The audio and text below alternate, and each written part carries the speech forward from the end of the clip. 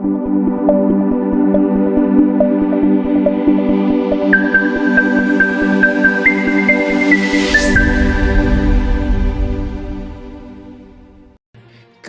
sana mpenzi mtazamaji na mfuatiliaji wa kipindi chetu na radio yetu ya Kivu News Info. Tunayo furaha kubwa sana kuwa pamoja nanyi muda huu wa saa 12 za jioni, na tarehe zikiwa ni tarehe 25 mwezi wa 8 mwaka 2026.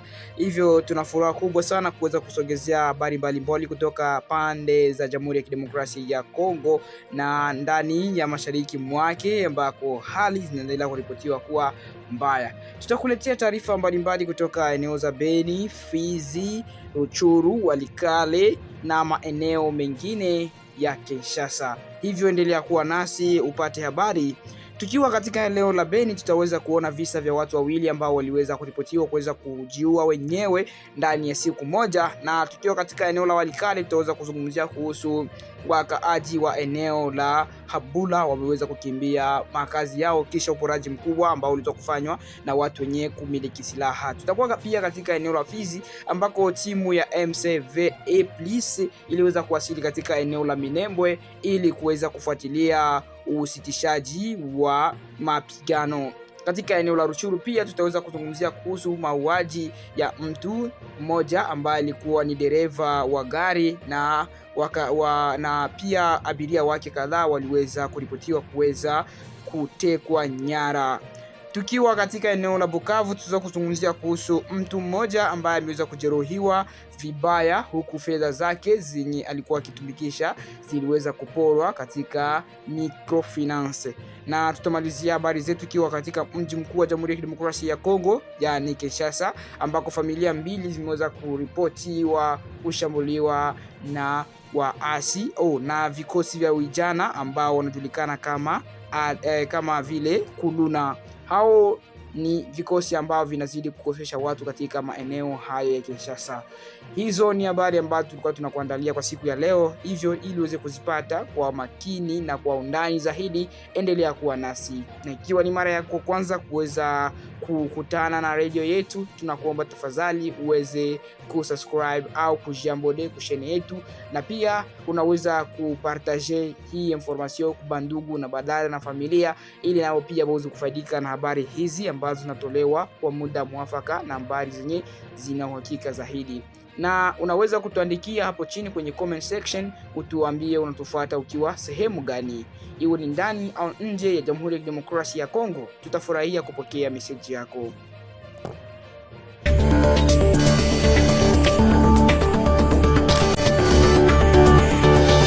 Tuingie basi ndani ya Fizi ambako timu ya MCVA Police yawasili Minembwe kwa ajili ya kufuatilia usitishaji wa mapigano. Timu ya Mécanisme Conjoint de Verification Élargie Plus, kwa kifupi MCVA Police, inayohusika na kufuatilia utekelezaji wa makubaliano ya kusitisha mapigano kati ya mchakato wa mazungumzo ya Doha imewasili Jumatatu tarehe 24 Agosti katika eneo la Minembwe kwenye groupement ya Basimunyakasito sekta ya Lulenge katika nyanda za juu za wilaya ya Fizi mkoani Kivu Kusini.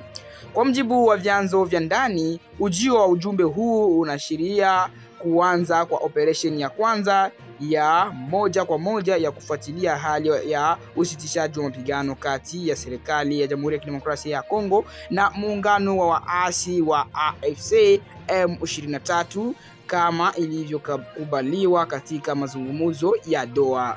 Timu hiyo inaundwa na wajumbe wanaofanya kazi chini ya MCVA Police kwa kushirikiana na MONUSCO, ikiwa na jukumu la kuthibitisha na kuripoti hali ya usalama katika maeneo yanayohusika na makubaliano ya kuweza kusitisha mapigano. Kwa mujibu wa msimamizi wa wilaya Fizi, Sami Kalonji Badibanga, uwepo wa ujumbe huo Minembwe ni ishara ya matumaini kwa wakaaji wa maeneo hayo ambayo kwa miaka mingi wamekuwa wakikabiliwa na migogoro ya mara kwa mara.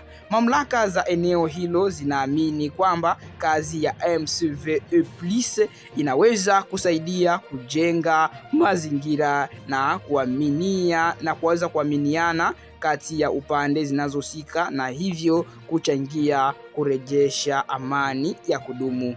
Kuwasili kwa ujumbe huu kunafanyika wakati ambapo hali ya usalama bado ni ya wasiwasi kufuatia mapigano yaliyotokea hivi karibuni katika eneo la Masango na vijiji jirani. Mapigano hayo yalizidisha hofu miongoni mwa wananchi na kusababisha changamoto mbalimbali za kibinadamu katika sehemu za nyanda za juu za Fizi. Kabla ya kufika Minembwe, ujumbe wa M2V+ ulikuwa umefanya ziara katika mji wa Goma mkoani Kivu Kaskazini kama sehemu ya maandalizi ya operesheni hii ya kwanza ya ufuatiliaji wa usitishaji wa mapigano. Minembwe ni moja ya maeneo ambayo kwa miaka mingi yameweza kuripotiwa na migogoro ya silaha, hali iliyosababisha vifo, uharibifu na mali na kuwafanya wananchi wengi kuweza kukimbia makazi yao. Kutokana na hali hiyo, wakaaji wengi wanatazama ujio wa timu ya M2V+ kama hatua muhimu inayoweza kusaidia kupunguza mvutano na kuimarisha juhudi za amani. Hata hivyo, mafanikio ya mchakato huu yanategemea kwa kiasi kikubwa namna pande zote zitakavyoheshimu makubaliano ya kusitisha mapigano na kuruhusu timu za ufuatiliaji wa kufanya kazi zao za uhuru. Kwa sasa shughuli za M2V+ zinaendelea Minembwe, huku wananchi wakisubiri kuona matokeo ya hatua hii mpya katika mchakato wa kurejesha amani mashariki mwa Jamhuri ya Kidemokrasia ya Kongo. Hizi ni taarifa kutoka Minembwe wilayani Fizi, ambako timu ya M2V+ imeanza operesheni yake ya kwanza ya kufuatilia utekelezaji wa makubaliano ya kusitisha mapigano yaliyofikiwa katika mchakato wa huko Doha.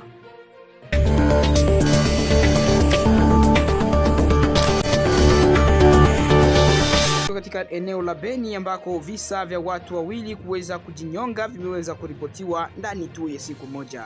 Hapa ni Beni katika jimbo la Kivu Kusini, katika jimbo la Kivu Kaskazini, Jamhuri ya Kidemokrasia ya Kongo, ambako visa viwili vya kujiua kwa kujinyonga vimeweza kuripotiwa ndani ya kipindi cha siku moja tu. Visa hivyo vimeibua tena wasiwasi kuhusu ongezeko la matatizo ya afya ya akili miongoni mwa wakaaji wa mji huo. Kwa mjibu wa taarifa kutoka kwa viongozi wa jamii na mashirika ya kiraia, tukio hilo liliweza kutokea katika siku ya Jumanne tarehe 24 kuelekea Jumatano tarehe 25 Agosti mwaka 2026 majira ya saa 3 ya usiku. Wanaume mmoja mwenye umri wa miaka zaidi ya 15 alitambuliwa kwa jina la Kazido aliripotiwa kujiua kwa kujinyonga katika eneo la Butanuka, seli ya Kalonga kwenye bloke ya Malikidogo. Kwa mujibu wa taarifa kutoka kwa jamii ya kiraia ya Beu, wakaaji walifika katika eneo hilo na kukata kamba iliyokuwa imetumika katika tukio hilo. Baadaye mwili wa Kazido ulipelekwa katika kituo cha afya cha Butenuka ambako madaktari walithibitisha kuwa alikuwa tayari amefariki. Kazido alikuwa baba wa familia. Hata hivyo, hadi sasa sababu iliyomsukuma kuweza kujinyonga na kujiua haijaweza kufahamika. Mamlaka husika zinatarajia kufanya uchunguzi ili kubaini mazingira na sababu kamili iliyompelekea mwanamume huyo kuweza kujitoa maisha. Tukio hili lilitokea muda mfupi baada ya tukio lingine kama hilo kuripotiwa katika mji wa Beni siku ya Jumatatu tarehe 24 Agosti majira ya mchana.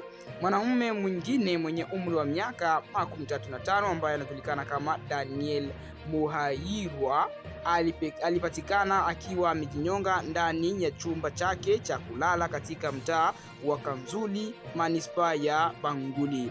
Daniel Muhairwa alikuwa ameoa na alikuwa baba wa watoto wawili. Kwa mujibu wa taarifa zilizotolewa na jamii ya kiraia ya Force Vive ya manispaa ya Bunguli, alikuwa akiishi kwa wazazi wake baada ya kutengana na mke wake. Baada ya tukio hilo, huduma na mamlaka zinazohusika zilianza uchunguzi ili kubaini mazingira yaliyompelekea aweze kujiua. Visa hivi viwili vimeongeza wasiwasi kuhusu hali ya afya ya akili katika mji wa Beni, ambako kumekuwa na taarifa za kuongezeka kwa visa vya kujiua katika miezi ya hivi karibuni. Taarifa zinaonyesha kwamba visa hivyo vimehusisha makundi mbalimbali ya jamii, ikiwemo wanaume, wanawake, vijana, watoto pamoja na watu wenye umri mkubwa. Kwa mujibu wa taarifa zilizotolewa hivi karibuni, zaidi ya visa 300 vya matatizo ya afya ya akili vimeripotiwa katika eneo hilo katika kipindi cha mwezi mmoja katika eneo la Beni. Hali hii imezua maswali kuhusu changamoto zinazowakabili wakaaji wa Beni na namna jamii inaweza kukabiliana na matatizo hayo. Wataalamu na wadau wa kijamii wamekuwa wakitaja sababu mbalimbali zinazoweza kuchangia kuzorota kwa afya ya akili, ikiwa ni pamoja na hali ya ukosefu wa usalama inayodumu kwa muda mrefu.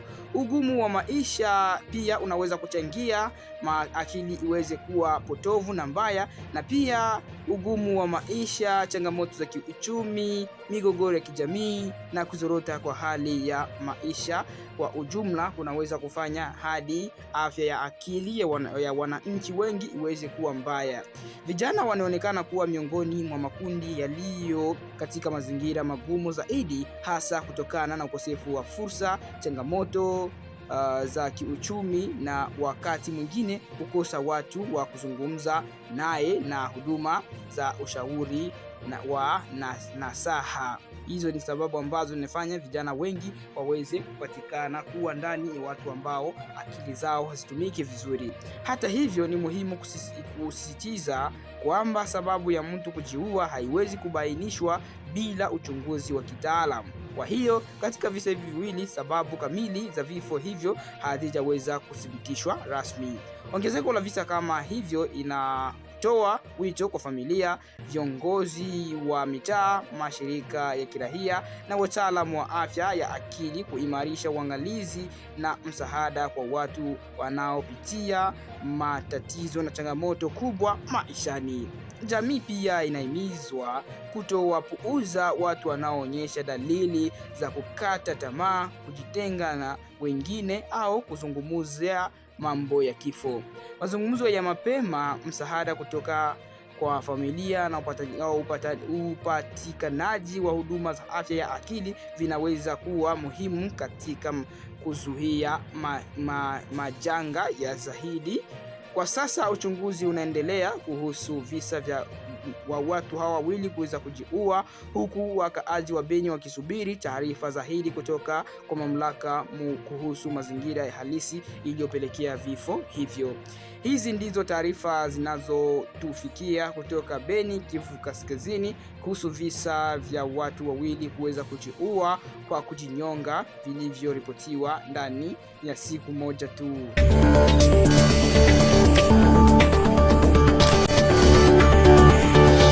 Tuelekee basi huko Walikale ambako wananchi wa Habula wamekimbia nyumba zao baada ya mfululizo wa uporaji. Hali ya usalama inaendelea kuwa ya kutia wasiwasi katika eneo la Walikale mkoani Kivu Kaskazini nchini Jamhuri ya Kidemokrasia ya Kongo baada ya wakaaji wa kijiji cha Habula kuanza kukimbia makazi yao kutokana na matukio ya uporaji inayodaiwa kufanywa na wapiganaji wa kundi la silaha la Alliance des Patriotes pour un Congo libre et souveraineté ambalo linajulikana kama APCLS. Kijiji cha Habula kinapatikana katika eneo la Banaulengo kwenye grupma ya Luberike katika eneo la Walikale. Taarifa zinaeleza kuwa hali hii ilianza kuwa mbaya zaidi tangu Jumapili tarehe 23 Agosti mwaka huu baada ya mfululizo wa uvamizi katika makazi ya wananchi. Kwa mujibu wa wakaazi wa eneo hilo, wapiganaji wanaodaiwa kuwa wa APCLS FLS waliingia katika nyumba kadhaa na kuchukua mali mbalimbali zenye thamani. Kutokana na matukio hayo kujirudia mara kwa mara, familia kadhaa zimeamua kuondoka katika kijiji hicho kwa hofu ya kupoteza mali zao na kukumbwa na madhara zaidi. Mkaaji mmoja alilazimika kuondoka Habula amesema wananchi hawajui tena namna ya kuishi katika eneo hilo kwa sababu kila mara wapiganaji wanapofika mali zao kuchukuliwa. Kwa sababu ya hofu, familia hiyo iliamua kuondoka na kutafuta usalama sehemu nyingine.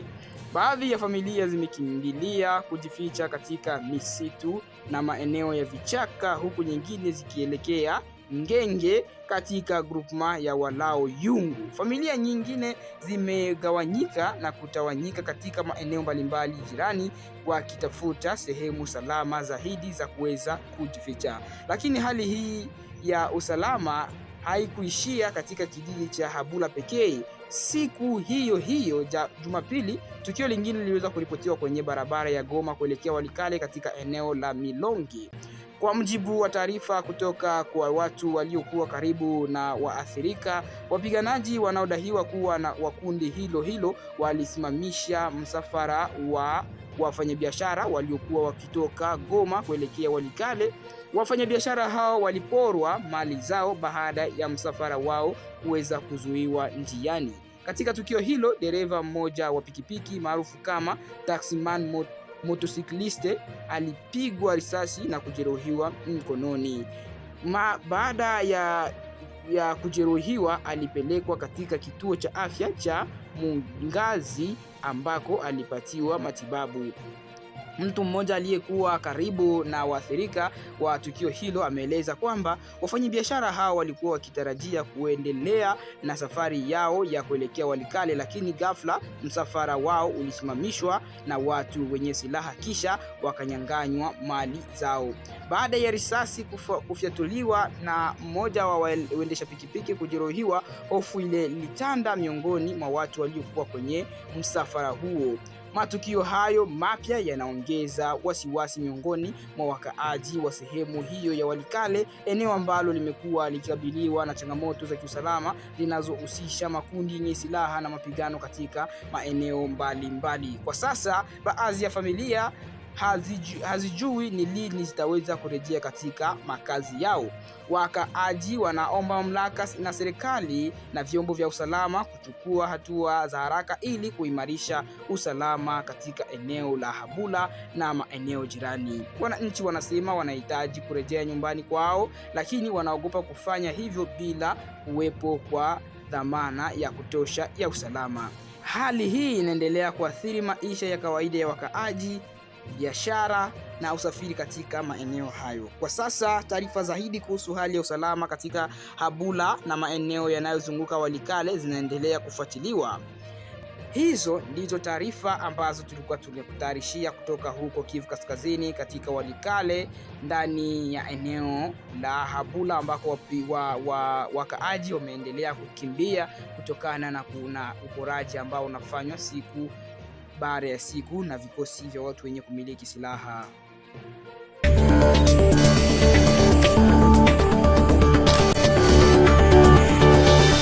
Tuelekee maeneo ya Ruchuru ambako mtu mmoja ameweza kuuawa na abiria wake kadhaa waweza kutekwa katika shambulio la usiku. Hali ya usalama imeendelea kuwa ya wasiwasi katika eneo la Ruchuru mkoani Kivu Kaskazini baada ya mtu mmoja kuweza kuuawa na abiria kadhaa kutekwa katika mashambulizi yaliyofanyika usiku wa Jumapili kuelekea Jumatatu tarehe 24 Agosti mwaka huu 2026. Kwa mujibu wa vyanzo vya ndani, mashambulizi hayo yaliweza kuripotiwa katika maeneo mbalimbali ya grupma za Kisigari na Binza katika eneo la Ruchuru. Mashambulizi hayo yanadaiwa kufanywa na watu wenye silaha ambao hadi sasa hawajaweza kutambuliwa. Tukio hilo lilizua hofu kubwa miongoni mwa wakaaji wa maeneo yaliyoathiriwa.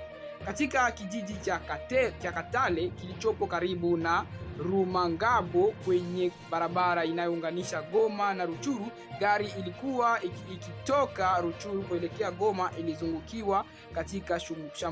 iliangukia katika shambulizi la kuvamiwa. Kwa mujibu wa mashahidi, wakati washambuliaji walipofyatua risasi, dereva wa gari hilo alipigwa risasi. Alijeruhiwa vibaya. Licha ya hali hiyo, alifariki katika eneo la tukio kutokana na majeraha aliyopata. Baada ya kuua dereva huyo, washambuliaji walichukua abiria kadhaa na kwenda nao katika maeneo ambayo hadi sasa hayaweza kufahamika. Idadi kamili ya watu waliotekwa bado haijaweza kujulikana. Familia za abiria hao na wakaaji wa eneo hilo wanaendelea kusubiri taarifa zaidi kuhusu mahali walipo na hali yao. Tukio hili limeongeza hofu miongoni mwa wasafiri wanaotumia barabara ya Goma kuelekea Ruchuru, ambayo ni njia muhimu kwa usafirishaji wa watu na bidhaa katika eneo hilo. Wakati huo huo, katika groupment ya Binza, milio ya risasi na silaha nzito imeweza kusikika katika vijiji vya Mkwenda na Kinyandoni. Kwa mujibu wa vyanzo vya eneo hilo, watu wenye silaha walifanya mashambulizi dhidi ya maeneo yanayodaiwa kudhibitiwa na waasi wa M23. Baada ya mapigano na kubadilishana risasi kwa muda, washambuliaji hao wanadaiwa kujiondoa na kuelekea katika maeneo ya vichaka. Hadi sasa hakuna taarifa rasmi iliyotolewa kuhusu idadi ya watu waliouawa au kujeruhiwa katika mapigano hayo ambayo iliweza kujiri. Pia haijaweza kuthibitishwa rasmi iwepo kuna hasara nyingine za mali au kama watu wamekimbia makazi yao kutokana na mapigano hayo. Mashambulizi hayo yanatokea katika kipindi ambacho hali ya usalama katika maeneo mbalimbali ya Kivu Kaskazini bado ni tete, huku makundi yenye silaha yakiendelea kuwa na tishio kwa usalama wa raia. Kwa wakaaji wa Ruchuru, matukio kama hayo yanaongeza hofu na kutishia shughuli za kawaida za maisha na za biashara pia na usafiri. Hizo ni taarifa za habari ambazo tulikuwa tunakuandalia kutoka katika maeneo haya ya Ruchuru, ambako hali inaendelea kuwa mbaya na hivyo mambo inaendelea kuharibika kutokana na mashambulizi ambayo yanazidi kujitokeza kati ya vikundi vyenye silaha vikiendelea kushambulia raia ambao hawana hatia yoyote. Tutaendelea kujuza endapo tutapata habari nyingine.